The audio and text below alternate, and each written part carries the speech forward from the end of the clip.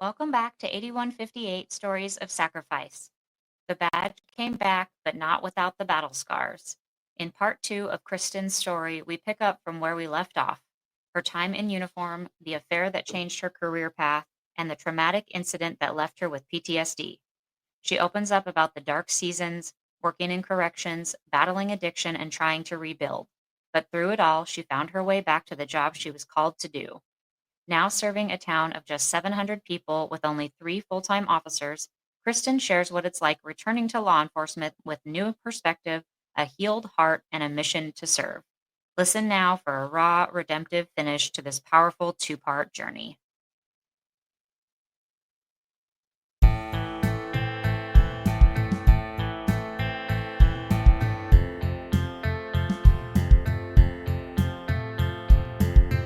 You're listening to 8158 Stories of Sacrifice, where we honor the bravery of the first responders and the families who stand behind them. Real people, real stories, real heroes.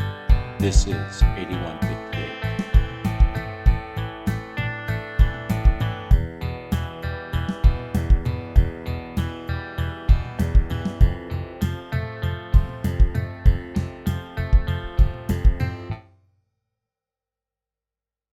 In your family life, your husband is a retired chief and still active in the field. How has that shared background shaped your relationship and your perspective on service? My husband, if I cry over him too, y'all, I just miss him. So he is a wonderful man.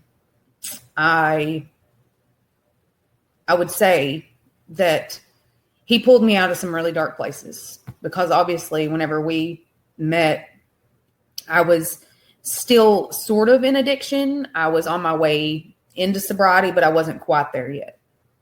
But a little backstory on us: we've known each other for years, probably 13 plus years. We actually worked together at the agency that I started at. And obviously he was married. He is the one I had the affair with. So we knew each other for a long time. We were just in different places in our life throughout a series of situations. But he stayed and was the chief there for 3 years, was a wonderful chief. He has got a very fun personality. He is probably a better version of me. Like, I'm great, but he's greater. Like, people love him. He has a way of talking to people that just is humble and caring. He can be firm, but he also grew up in a very tumultuous life as a child. So he sees it, he understands it. But he has taught me so much about, like, just living out his example in life. You know what I mean? Like, how to give people advice. One of his favorite saying is plant seeds. Like, he tells me that all the time. All the time when I go to work, plant seeds. So it's like a constant, just little motivational speech to go be good, go be good, go be kind. And he is just such an amazing human.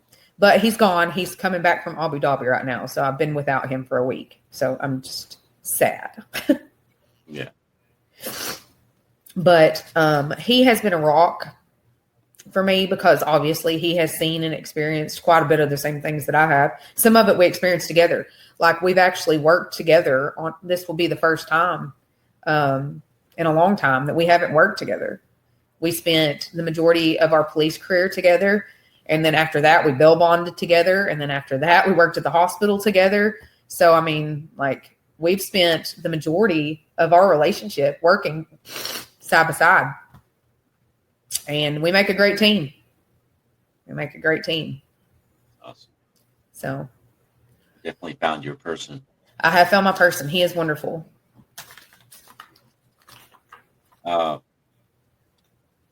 What's it like serving in a town with only 700 people with just a 3-person department? Are there any unique challenges or tight bonds that you have with your department? Oh man, when I say that we're tight, like, we are We are literal family because my brother-in-law is also my chief. So that is one.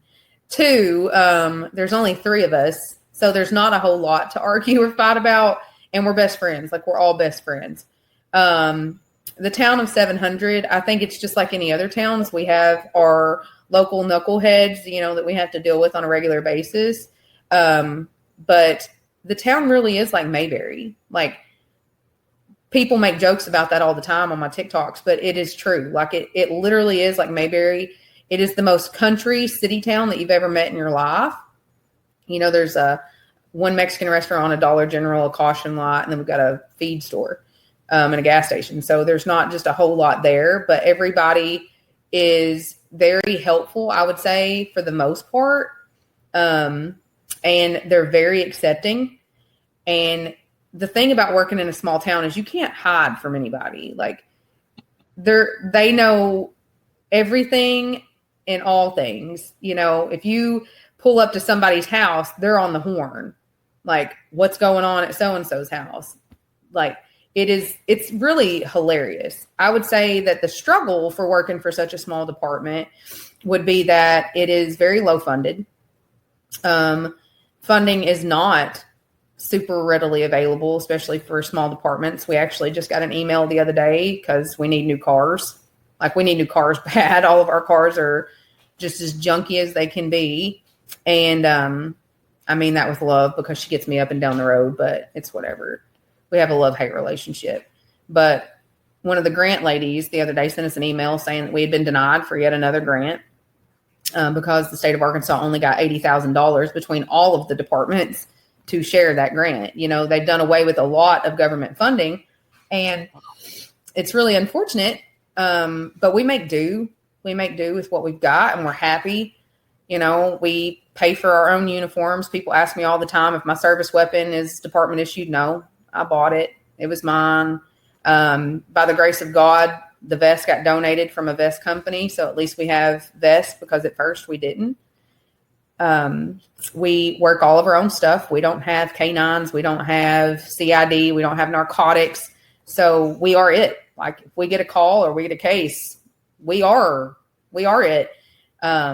I had made a video a while back introducing the department, and it's very accurate. Like, we are our own investigators. We are our own DREs. We're it.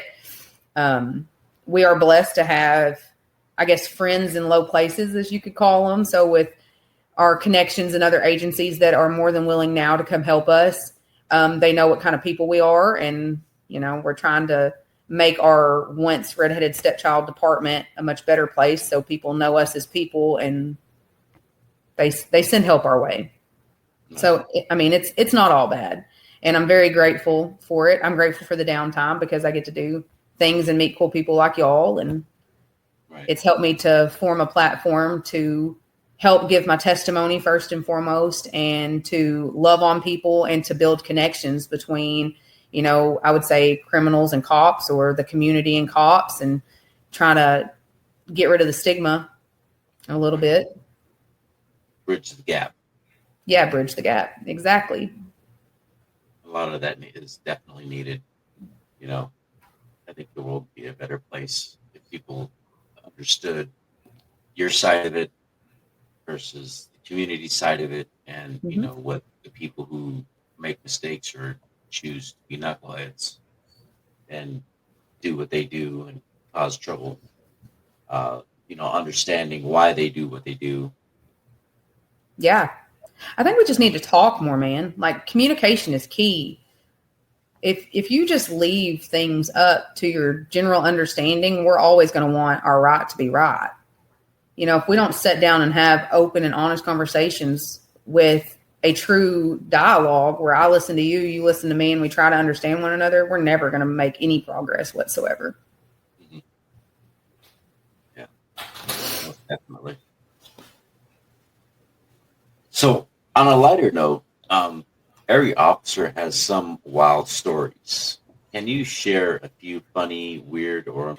Absolutely. So I've had a chance to think about it since I got this list of questions, and I've come up with a couple.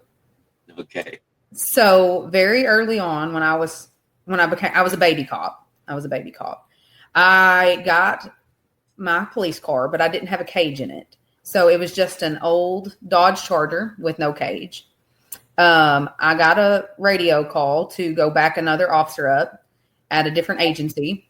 Actually the one I'm currently working at now, but they only ran one person a shift. So I was their closest backup. He said that there was a lady that had ran in someone else's house and was hiding in the bathtub. So I beeline it to the town over. It was about 10 miles. I made it there in like 6 minutes. I was doing really good. So I get there and he's walking out of this house and he's got this lady handcuffed behind the back. She's hollering, acting crazy. And she had on this crazy, crazy red wig. And during the interaction of him, like pretty much having to pull her to the police car, she was not wanting to go of her own volition. Her wig fell off and it was just laying in like this matted, mangy bit on the ground. And I said, put her in the back seat of my police car.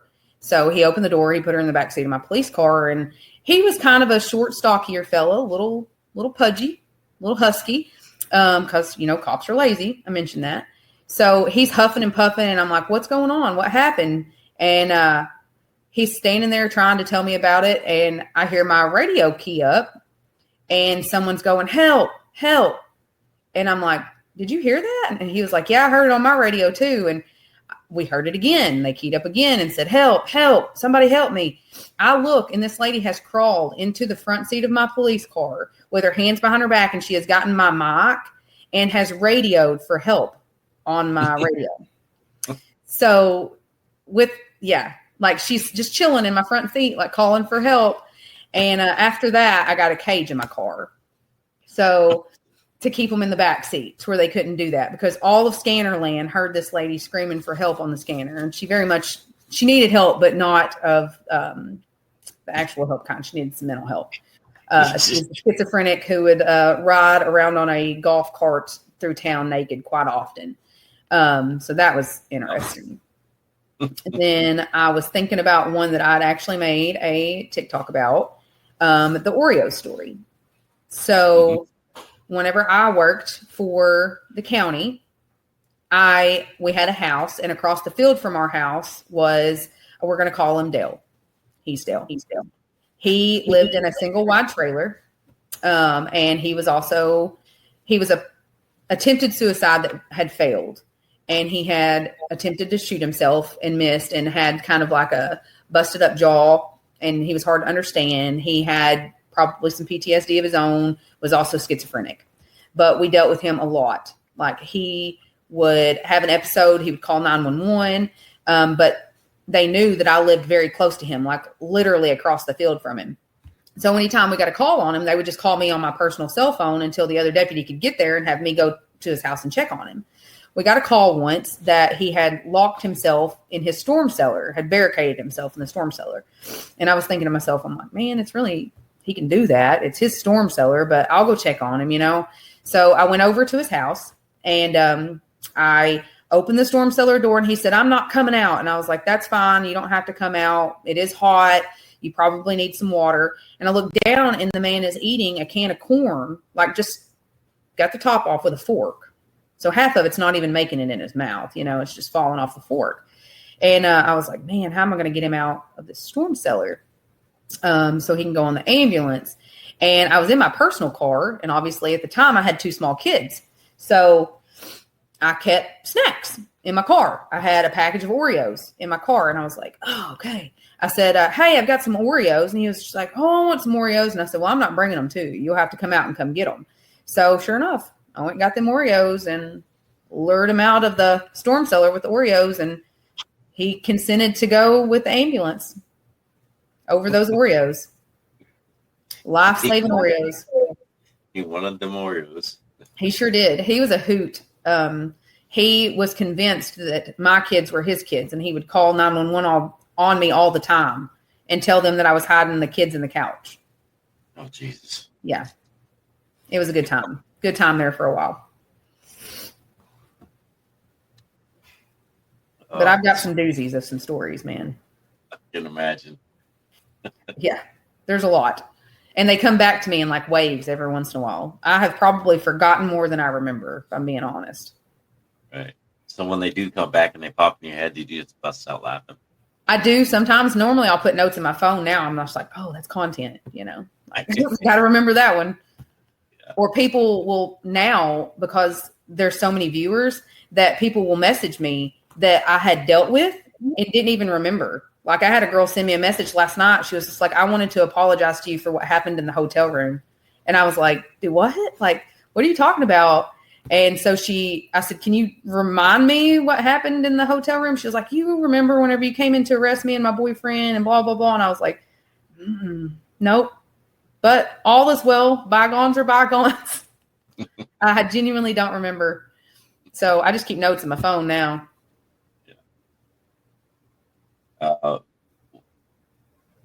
What's one moment on duty that made you think, yep, only in a small town in Arkansas? Oh, okay. So I would say that I personally wasn't on duty for this. I did work at the same department, but it didn't happen on one of my shifts. But we had a local who I have subsequently named Rhonda, okay, for internet purposes, who is one of our frequent flyers, but she also was schizophrenic. However, she did dabble in some felony glitter, okay, at the same time. So she was a cocktail of terrible ideas, just awful all the time. We got called on her left and right. One day, they got a phone call that she was defecating in a 5-gallon bucket on her front porch. So, because we are obligated to respond, they went and checked it out. And sure enough, she was doing exactly that. Just out there for everybody to see, going to town, doing her business on the front porch in the middle of town in a bucket. And like a small town, someone snapped a picture of it, and it is literally all over the internet. At any point in time, you can Google it and it'll just pop right up. And that same lady, so I've had a couple, I guess, different people think that they're family of mine. Maybe I'm too nice. Maybe I should be a little bit more mean. But she told everybody that my sister and I, because my sister was a dispatcher at the time also, were her children. So when she would go to the mental hospital, she would list me as her daughter, and they would call me as her next of kin. That happened. And I was like, nope, I'm not her daughter. I was a bail bondsman at that time, her bail bondsman. But we still keep in touch. My husband actually saw her the other day at the hospital, and she gave him a hug and said to tell me hi and that she loved me. Oh, wow. So that's been like 13 years and running now. Oh, Jesus. Yeah. She still has psychosis moments that the law enforcement here have to deal with, still to this day. But instead of going to jail, like I said before, I think a lot of times whenever they're having a psychotic moment and they're also drug using at the same time, like, jail seems to be the place, but it's really not the place. So I'm glad now that we have learned that and we're growing from that. And now she gets to go to the hospital for help, and they get her medicine regulated, and then she's back right for a little while anyway. What's something you wish people understood about women in law enforcement? That we're essential. For one, I would say that women serve a very unique purpose in law enforcement. I am not so naive to think that if I fought a 6'2" man who weighs 220 pounds and got punched in the face, that I'm going to be okay. I don't have that false sense of security or hope. I know better. You will hear a lot of women in law enforcement that will argue till they're blue in the face over that fact that they can hold their own just like any other man can. That is not true. Ladies, if you're listening, that's not true. We definitely cannot. We do serve our purpose, though. And we are a lot of times more rational, I would say, than men. We're not as quick to react as men. Not saying that we shouldn't react fast by any means, but I think that comes, there's a time and a place for that. Our compassion is what we really need to be known for. we've got to lead by example on that. And there is a certain butterfly effect that happens whenever you show someone kindness. It like radiates, it spreads. So if we show up with compassion and kindness, maybe our other coworkers will see that, and they too will take a page from us and start showing up with compassion and kindness. But I also think that women have a very valuable role whenever it comes to domestic violence and sexual assaults. That is to very specific places that I have been utilized myself in law enforcement, because a lot of sexual assault victims do not want to talk to a male. We do serve our purpose. We just have to find it, hone it, and utilize it. I'm not saying that women are not great beat cops. We are. We are good beat cops. We can go out here and work traffic and chase people down and do all these other things. We just can't pee standing. We're not well anywhere. So, I mean, but I don't want other women having this false sense of hope that you're going to be just as fast or just as strong as your male counterparts. There's comparison is the thief of joy. So don't compare yourself. Just use what you got and go with it. But I think that we are essential. I don't want women to look at law enforcement and think that they don't have a place here, because you very much do have a place here. You just have to know what your place is. Yeah, you definitely got to know what your abilities and what you're capable of. Mm-hmm. I do believe that women have a place in law enforcement because you do have a lot more compassion than most men would. Yeah, we're empathetic by nature. Like, I mean, it just comes with who we are, chemically and physically. So you need an empath a lot of times, at least to be the voice of reason. I know, a lot of times we're good at diffusing situations. Like, I have been very fortunate throughout my law enforcement career that because I'm so empathetic, that I have been able to talk people down out of certain situations, talk criminals that are normally violent with men into the backseat of my car. I mean, it's your words are very important, and verbal judo is a thing.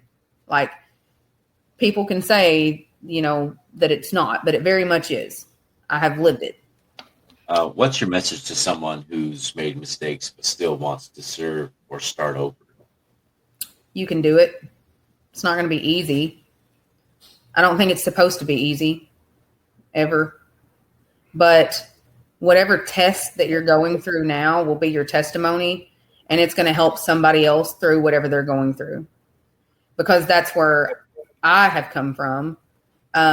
In the moment, whenever I was in the deepest, darkest pits of my struggle, I had no knowledge then that what I was going through could touch lives. But I see that now. And I'm so very grateful for everything I've gone through, because if it touches just one life, it was absolutely worth it. And I actually want to read something that I saved. And I think God has a way of sending you things when you need them in the moment. And it says, I asked God once, Lord, how can you use me? I'm a broken man. He replied, I'm sending you to help the broken people. They cannot hear those that aren't broken, but they can hear you. So I think that's what I'm supposed to be doing. I was once broken, and God's going to use me to go out and try to help the ones that are broken, because they can't hear the ones that aren't. Yes, I believe that wholeheartedly. Speaking from personal experiences. And here you are telling your story. Right. And helping other people tell their stories as well. What a blessing that is. Right. Absolutely. And it's definitely been quite the journey. It's been a journey for you. It's been a journey for me. We will return after this quick ad break.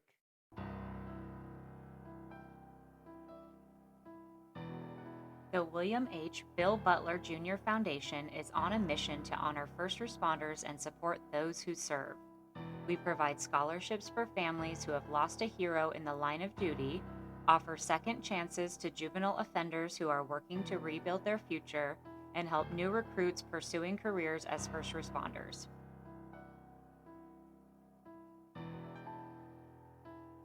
Through generous donations and the sale of merchandise, we're building a community that uplifts, empowers, and creates lasting impact.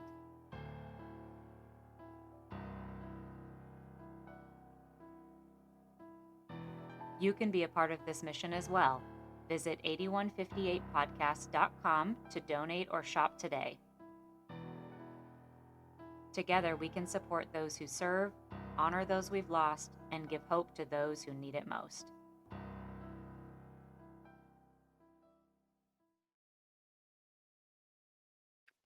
Behind every badge is a story, and behind every story is a sacrifice. This is the 8158 podcast, where we honor the lives and legacies of first responders and their families.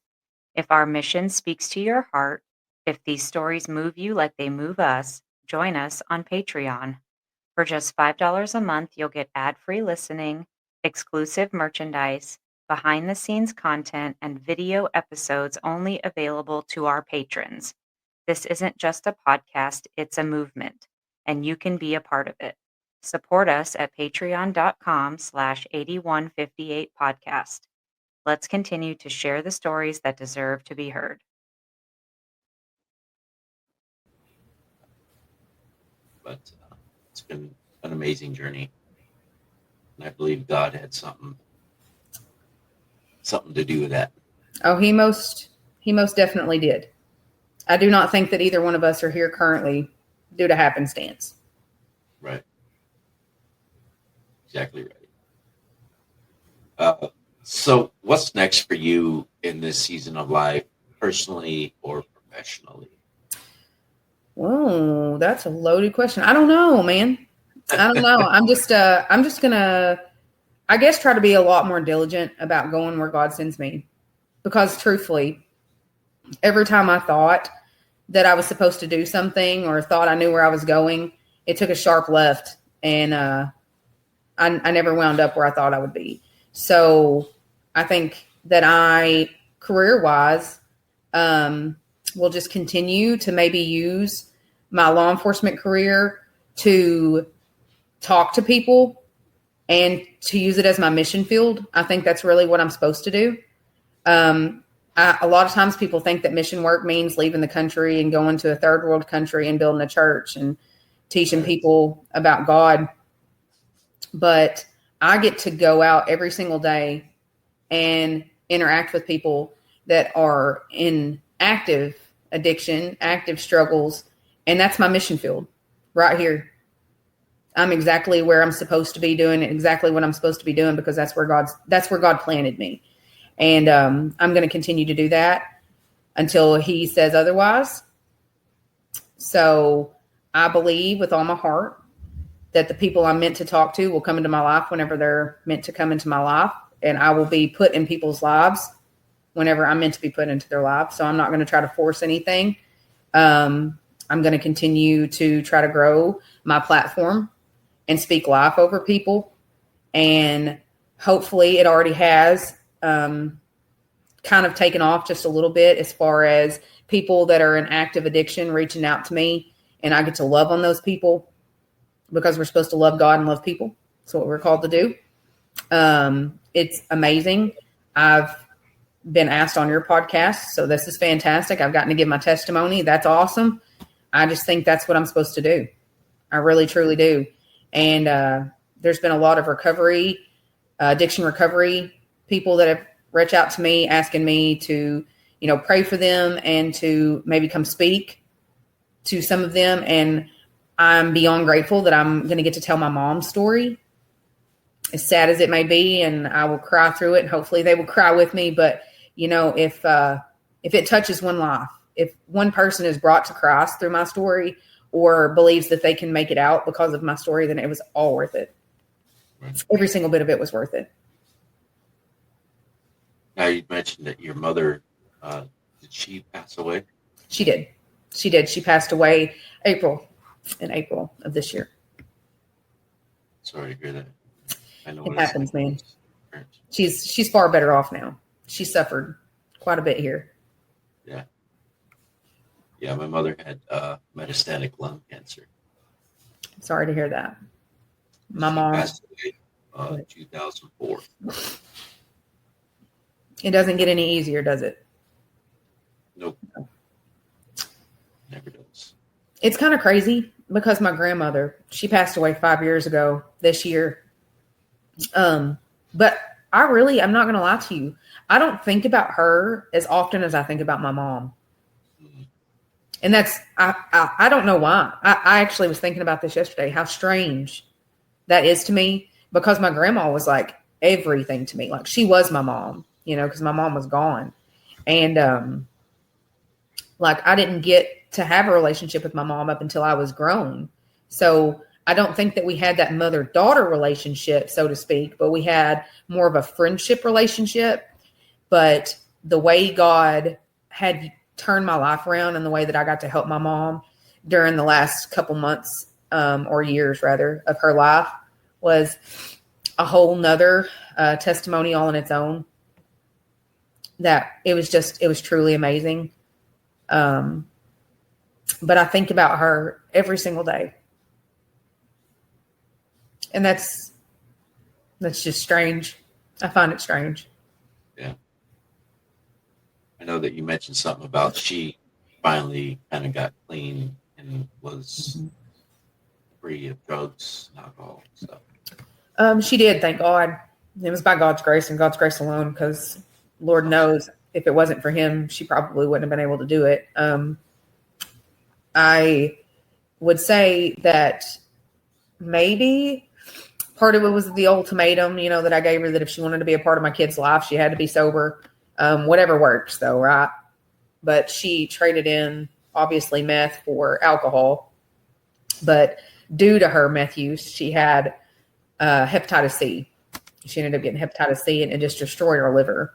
So that went undiagnosed for, genuinely, who knows? Like years and years and years. We didn't find out that she even had hep C until we found out she had cirrhosis. And then by the time we found out that she was cirrhotic, her liver function was almost non-existent. So she never quit drinking up until she passed. She drank pretty consistently. There was a lot of things that God dealt with me on as far as the resentment side of that, because there's a lot that I couldn't fathom in my head, to know that you're that sick and, that you're still out here choosing self over your family. But she did love her kids. I know she loved me and my sister, but we found out, early this year that she had some masses on her lung, and come to find out it was colon cancer that was in her lung. So we knew that she had cancer in more than one place, and she just kind of rapidly went downhill after that.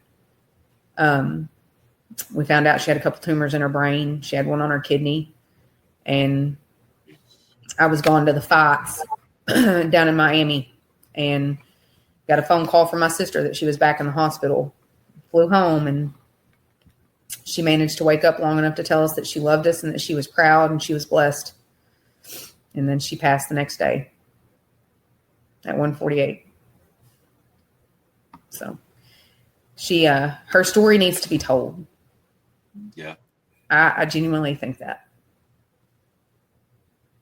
Well, you know her story, so you can tell it. Mm-hmm. Yep. I'm a firm believer that that's probably why I think about her every day. It's a constant reminder to tell her story and to show people love. Like, I think she is consistently brought back into the forefront of my mind. That way I always remember that I loved an addict. And, that God brought her through some things and God brought me through some things, and, all glory and honor go to him, truthfully. Right. So. Yeah. I know what that's like too. I loved an addict. He's been clean and sober and doesn't even smoke cigarettes anymore, but he's been clean and sober for close to 20-something years now. Praise God. Yeah, he was on heroin for 40 years. Wow, that's a hard one. He was my stepdad, not by marriage, but he pretty much raised me. He was with my mother, so I see him like a father figure. Yeah, I mean, we had our fights. We had some knockdown, drag out fights. Literally, I'm sure. Yeah. Because Well, I loved him. and our love will win out over their hate any day of the week. Yeah. That's important. Exactly. So I was going to ask you, I've seen a post on one of your TikTok pages, and it was about Popo pen pals. Can you tell me a little bit about that?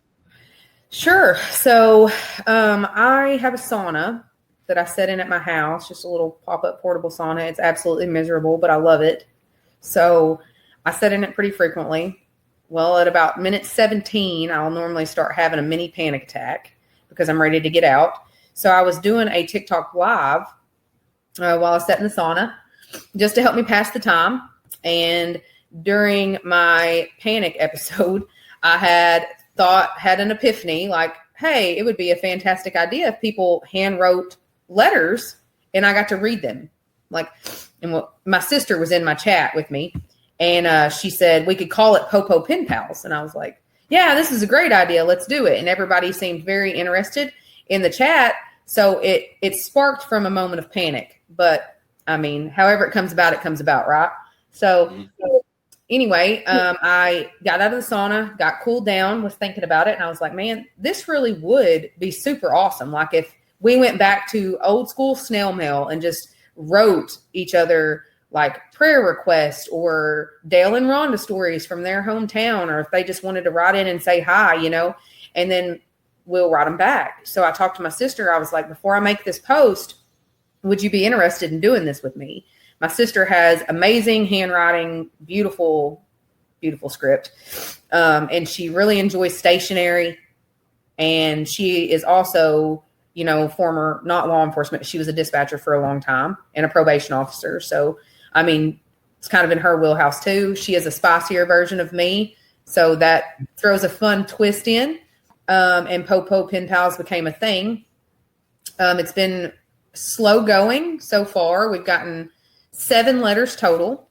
We read 5 the other day on my TikTok live, which I have full intention of. I guess you can save the lives. I was unaware, but I can make a post about it so people can go back and watch them later who missed it. There was one girl specifically who wrote in that wasn't able to be in the chat. So I wanted her to be able to, witness us reading her letter.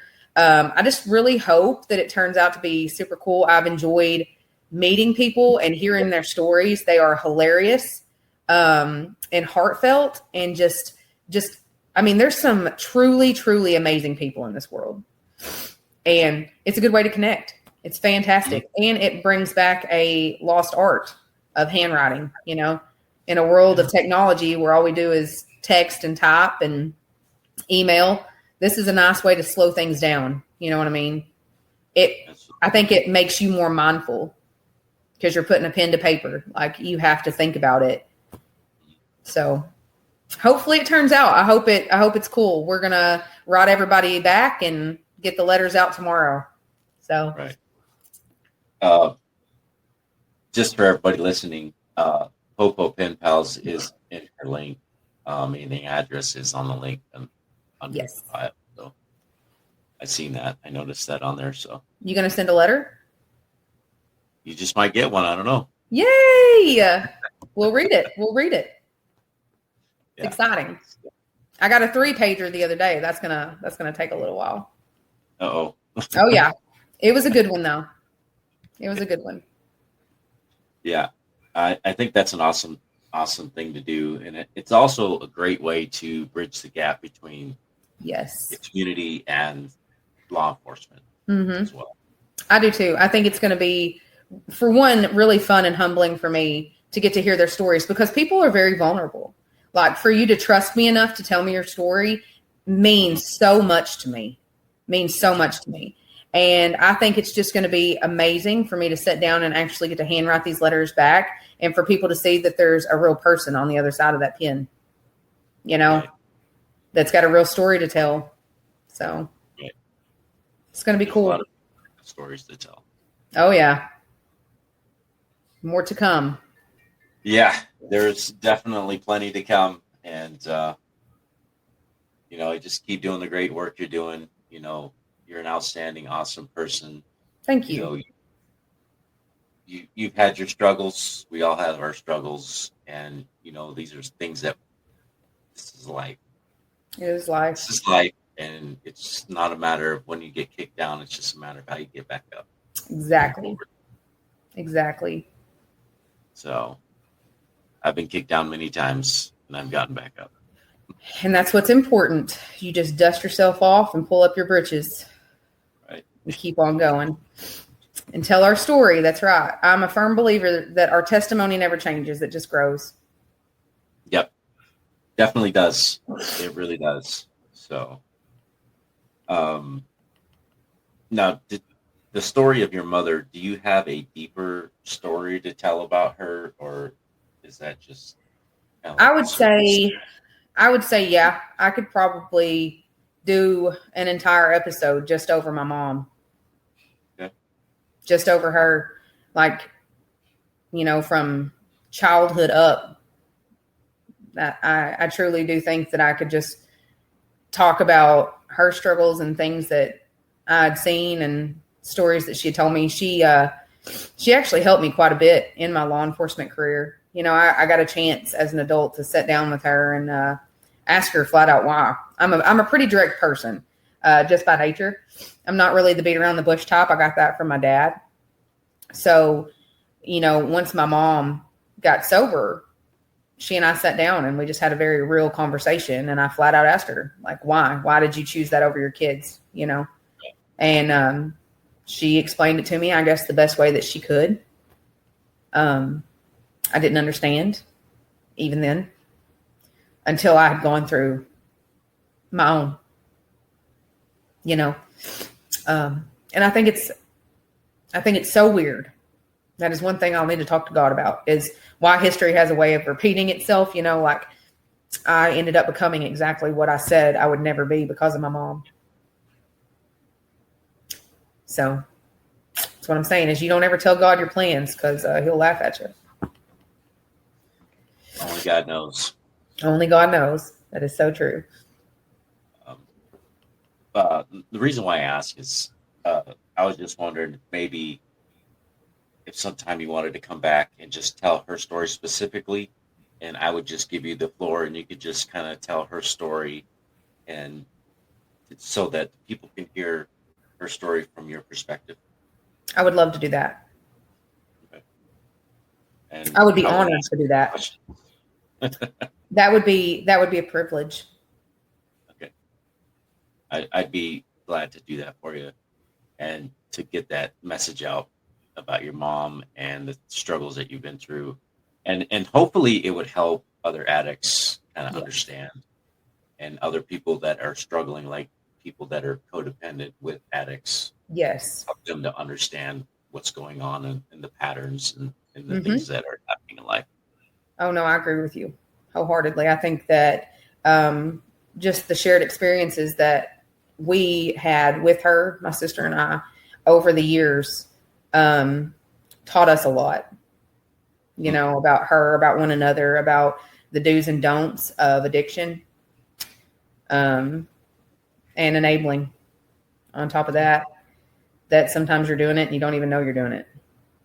Right. The enabling is something that is tough. It is very tough. and the showing of tough love, that you can love somebody and still correct them.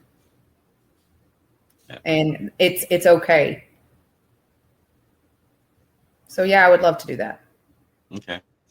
All you have to do is just reschedule, come up with some material, just tell her story, and I'll just give you the floor, and you can just talk away and tell your story about that situation. Thank you. I appreciate that. And I'll just sit back and let you do your thing. I appreciate it so much. not a problem. Anytime, whenever you're available, whatever we have open on the schedule, you can do that. Okay. I'll get to looking at it then. Yep. And then you can come up with your own material, and maybe if you have to write it down, you could write it down and have a script for yourself, or just go from the top. I'll probably have to do some thinking and do some praying, but I mean, for the most part, it would just be me rambling. So, but I do get a little squirrely if I don't have like a direction of travel, which you know by now. My pre-interview was all over the place. So, well, I mean, if you need to, I mean, we could talk again, and I could try to guide you a little bit. Everybody needs some guidance. Your wife was wonderful with these questions too. I was very grateful that she bullet pointed them for me because I was like, yes, structure. Yes. She's very awesome. I love having her as my productions manager. She's a boss. Oh, that's fantastic. Yeah. Well, so good for you giving her kudos. That's awesome. Yeah. I always do. I always make sure that I let her know that she is very appreciated, and without her, this wouldn't be possible. That's fantastic. I'm proud of you for that. Thank you. I mean, she's the one that talked me into doing it in the first place. I mean, she does all the posting and all that stuff, all the social media. Well, yeah, she called you up. Up. I'm big on that. I'm not big on calling people out. I'll call you up because I know that you're built for more. And having people in your corner and in your life that are willing to call you up and not call you out is huge. So exactly. I'm grateful for you. Thank you. We definitely appreciate it. And we definitely appreciate your service and your husband's service. Well, thank you. I do have one small thing. We have a young man who lives in Oklahoma, a friend of mine, Rob Mitchell. He is a sheriff's deputy in New Mexico, and he had gotten a call from a woman who is a friend of his on TikTok, and she reached out and said her son is building a patch wall because he loves law enforcement. He's like really big on law enforcement. I don't know if there's any way you could talk to your chief about maybe getting him a patch from your department or anything like that, or we can. Writing him a letter. Yeah, absolutely. If you will send me his address, it's ironic that you say that because we actually don't have patches because we don't have uniforms. Like we just have our vest and we wear t-shirts underneath them, obviously, because we don't have very much money. But it's funny because the other day he found some in storage. He found some old uniforms that had some old patches on them, and my sister are going to pull them off for me. So yes, nice. I would love to do that. Okay. Yeah, that would be pretty awesome. His name's Ronan, and I have his address, and I will send that to you. Sweet. Awesome. Thank you. Yeah. And you can write him a letter. Yeah, that'll be fun. I'll enjoy that. We're going to send a bunch of our patches, like for the foundation and the podcast patches and all that stuff, stickers. So super I know cool. It's not, law enforcement, but it is based around law enforcement and first responders. So that's super cool, though. Y'all are doing some great things over here. Yeah, we donate our time. We do these things to help our first responders and our officers,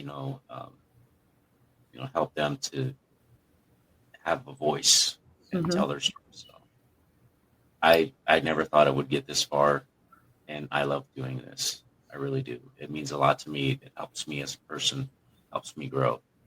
Good. And it helps me heal too. Then it's serving its purpose for sure. Absolutely. Because I can promise you now that I never dreamed that I would be sitting here on a podcast talking with you even a month ago.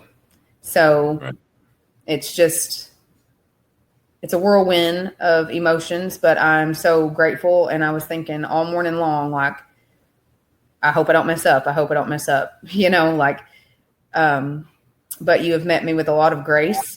And you've let me cry and just blow my nose all on the podcast. So that's fantastic. Appreciate that.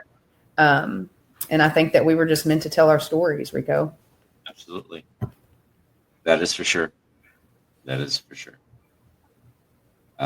We definitely wish you the best. And again, thank you for your service. I appreciate you. Don't forget, to go ahead and prepare that stuff and get back with us. Same thing, just reschedule on the thing. Okay. On the website. You got it. You could just go ahead and schedule it for a regular interview. You don't have to do a pre-interview because it won't be necessary. Sounds like a plan then. I'll be doing that in the near future, so be expecting it. I'm a pretty impulsive person, so I don't like to wait. Okay. Well, whenever you're ready, just go ahead and do it. Thank you. All righty. That's all we have for you today, Kristen. Brianne and I really appreciate you coming on here and sharing your story. It means a lot to us. It means a lot to our listeners. And it definitely helps bridge the gap between civilians and first responders as well. I just want to say thank you all. Thank you all for reaching out. Thank you for stepping out in faith and doing this and opening up a place where we can feel comfortable to come and talk about our experiences and know that it's okay. Right. You're very welcome. So I appreciate you too. Thank you very much. All righty. Well, you have a good day. I won't waste any more of your time. Take care. Thank you so much. You're very welcome. And we'll be hearing back from you soon. Absolutely. Bye. All righty. You have a good one. Bye.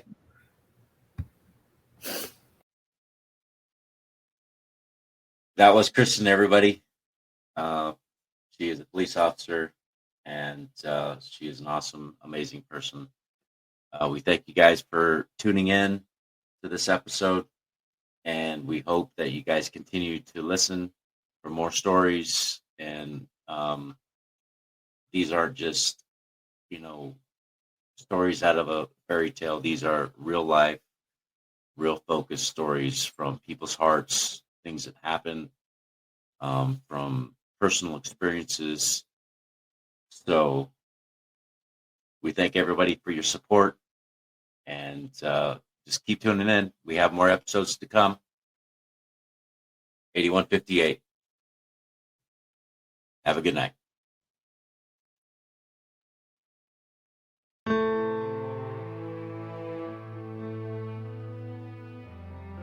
Thank you for joining us on 8158 Stories of Sacrifice.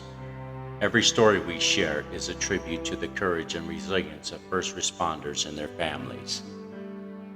If this episode impacted, encouraged, or inspired you, please subscribe, leave a review, and share with someone who supports first responders. Follow us on all social media platforms at 8158 Podcast for updates. 8158 Stories of Sacrifice is a team effort. Rico brings the stories to life through casting, writing, original music, and editing. Brianne Shipley as production manager, handling booking, social media, graphics, promotion, marketing, website management, and logo design. Please visit our website at 8158podcast.com. For questions, collaborations, or to share your story, our email address is contactus@8158podcast.com. Until next time, let's continue to honor the legacies and remember the sacrifices of those who serve, every brave man and woman on the front lines, protecting and defending us all. This is Rico signing off and honoring 8158.